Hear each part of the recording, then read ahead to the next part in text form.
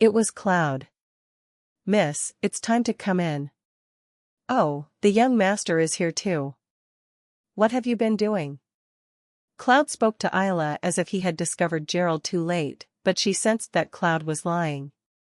He supposed he felt the need to hurry to see Gerald. "I just wanted to eat cake with her." Gerald raised the box of cake in his hand, and Cloud sighed regretfully. "Ah, I see. But it's time for you to come in, miss. Unfortunately, you'll have to eat the cake later." Cloud stepped between Gerald and Isla, as if to protect her, and spoke firmly. Gerald seemed slightly displeased at her overprotective attitude. It was understandable. He had simply suggested that they share a delicious cake, but Cloud's reaction was as if he had done something terrible to Isla. But Gerald had no choice but to give in. He wanted to say something, but Cloud was too intimidating and he was a little scared. Cloud was muscular and well-built, and had a long scar on his face, although he didn't know how he got it, which made it even more impressive. "So, until next time, beautiful." He must have been scared and backed away, but he didn't want to make a fool of himself again, so he greeted her with a trembling voice. Even though he told her he'd be back next time, she had a feeling he'd come back the next day and show himself brazenly again, so Isla sighed and left with Cloud.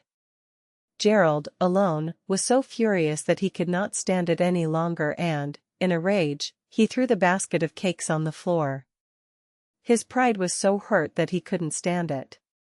"Is this how a girl behaves so haughtily?" he thought. He didn't understand why something so insignificant could cost so much, and he stomped on the chocolate cake that had fallen to the floor. The smashed cake made him feel as if his pride had collapsed. At that moment, without caring about his father's orders, he felt that he would only feel better if he could somehow get that woman to obey him. Gerald spat on the smashed cake and walked towards the main building. "So you think the girl is useful enough already? Enough to put her directly at the Duke's service?" Byron asked with a satisfied expression. Cloud had just reported that he had nothing more to teach Isla. "Yes, he has matured quickly in a short time. I think his experience in real combat probably helped him a lot," Cloud said, remembering the 2 recent battles he had participated in. He couldn't explain Isla's rapid growth without thinking about it. Actually, it wasn't a far-fetched assumption, since fighting multiple enemies is usually more beneficial for improving skills than fighting a single one. Very good. Thank you for your hard work, Sir Cloud Air." Byron chuckled and poured himself a glass of fine whiskey.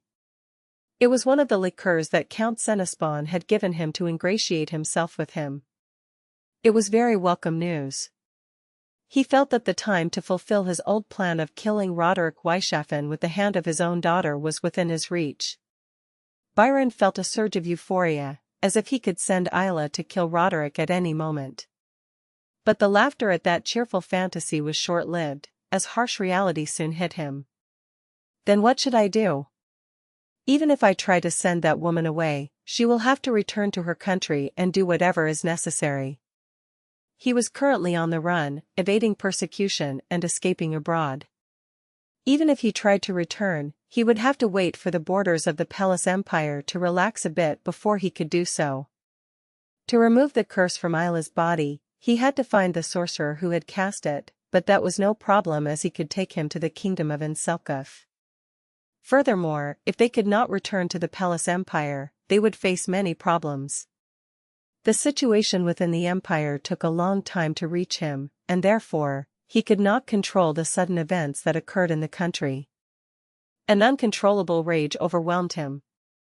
A useless resentment, the nagging suspicion that it was all because Cloud had failed to kill Winfred, continued to bubble up inside him. He had long since forgotten that it was a whim of his that prompted him to demand the reckless murder that Cloud had opposed from the beginning. But before Byron could fully express his usual anger, Cloud changed the subject and brought up another matter. The news was so shocking that the fury that was burning inside him was instantly extinguished. "Oh, and My lord, I have something to tell you. The thing is, Count Senespon's son doesn't stop hanging around that girl. What does that mean? Why the Count's son? It seems that he is interested in the girl. So, Cloud muttered, embarrassed. Having spent his entire life concerned only with his family's reputation and with no experience in love, he was left speechless.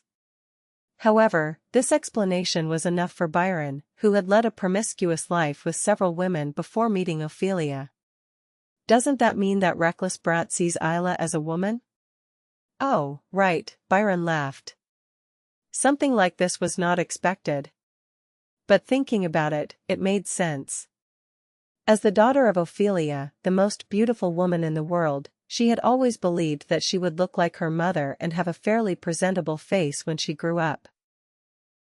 Furthermore, she had grown so much lately that, from a distance, she could be mistaken for a slightly shorter adult woman. Even Byron, drunk on several occasions, had mistaken her for Ophelia and rubbed his eyes. For a 16-year-old boy, the girl would have been quite pretty. But regardless of his understanding, the emotion that washed over him was one of discomfort. Discomfort because a girl, so small, dared to covet what was hers. His feelings for Isla were complex. She was the daughter of his sworn enemy, Roderick, and he would cruelly discard her once she was no longer useful to him. But at the same time, she was the daughter of a woman he loved deeply. Her full lips, just like Ophelia's, her hair, soft and shiny, and even the slight curve of her middle finger, reminded him so much of Ophelia. That's why every time I saw Isla, I felt a wave of anger and hatred, but at the same time, a vague nostalgia. A chaotic feeling, as if Ophelia was in front of him. Although he had cursed her so that he could kill her whenever he wanted, that was also the reason why he never dared to activate the curse. So, to Isla, he, her father, had to be everything. Byron had to be the only one capable of bringing her happiness, and the only one capable of inflicting the greatest pain and despair on her. It was a twisted desire for exclusivity. But how dare you, son of an earl who is not even an earl? It's not easy for me to deal with this alone. I'm sorry. Cloud lowered his head, embarrassed, but Byron shook his head, as if telling him not to worry. I suppose I'll have to speak to the Count myself. In fact, the Count would not have been amused by the situation. His son showed interest in a hunting dog that was about to be boiled after the hunt, and the cunning Count could not ignore it. It would be different if they had mistaken Isla for her biological daughter. The Count will be coming soon, so I must tell him this. The Earl, who had left the house at dawn, even before Byron woke up, saying he had something to do, had decided to come and talk about something. And a moment later, as if he knew I was telling him his story, the Count knocked on the door. Then, I'm leaving. Cloud greeted the Earl politely and stepped aside. The Count, furious at where he had been, sat across from him, grumbling. Where did you go to be so angry? Byron asked, placing the empty glass in front of the Count, pouring him a drink. Apparently, the Count also needed that drink to calm the anger that consumed him. I'm returning from the palace. The king has summoned all the nobles and officials, saying that he has something important to say.